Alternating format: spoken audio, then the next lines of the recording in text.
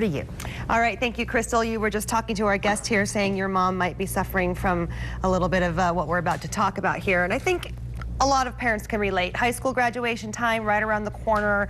Many parents preparing for their kids to leave the nest and move away for college or wherever they're going. We have family and marriage therapist here, Amy Hachquet. Did I get it? Okay.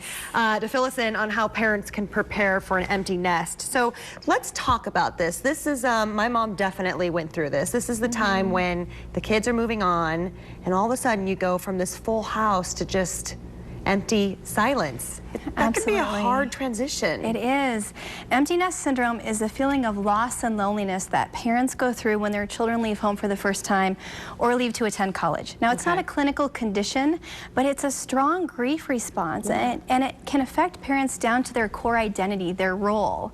And my parents, who have spent a lot of time nurturing a positive relationship with their children over the years, tend to suffer from this the most. Okay, and you were saying, and I thought this was really interesting, is why I'm bringing it up, that some people almost they compare this to the feeling of like a loss, you know, like a permanent loss. Even though it's not, it's still a really hard transition, because I think a lot of parents sort of, I am a mom or I am a dad. So what do I do now that they don't need me anymore? Even though we always need our parents. I am about to be 35 years old and I still need my mom. I talk to her every single day. But I can understand now that I'm a mom. I was telling you my son's 8 months old and I'm already worried about when he's gonna leave.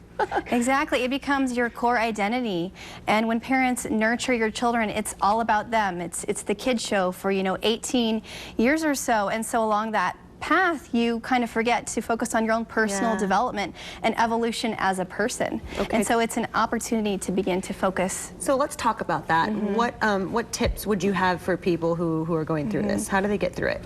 The first tip is to move toward acceptance. This is going to happen. And if you try to delay or prevent them from moving out into independence, you're going to create a greater divide than you're already going to be experiencing with them just leaving home in general.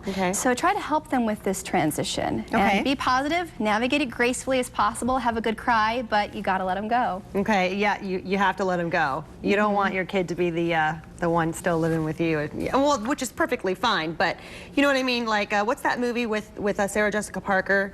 The failure to launch. Yes. When she was trying to get him to leave. Exactly. That's a whole other problem. Is that a whole other problem? Oh boy.